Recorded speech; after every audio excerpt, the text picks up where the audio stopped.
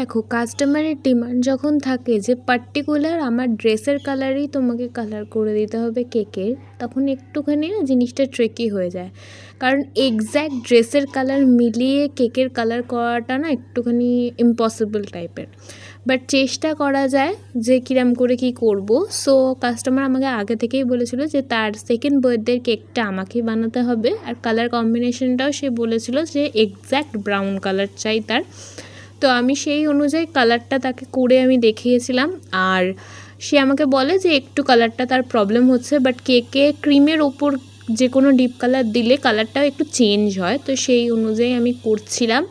আর এই কাজটা আমি তাকে বলেছিলাম যে ওপরে এইরকম ধরনের গোল্ডেন ফ্লেক্সের যদি কাজ দেয় আরও কেকটা সুন্দর লাগবে। আর সত্যি বলছি, লাস্টে আউটকামটা অসাধারণ এসেছিলো। তোমরাও জানিও এই ডেকোরেশনটা তোমাদের কেমন লাগছে। তোমরাও ভালো থেকো, সুস্থ থেকো। হর হর মহাদেব।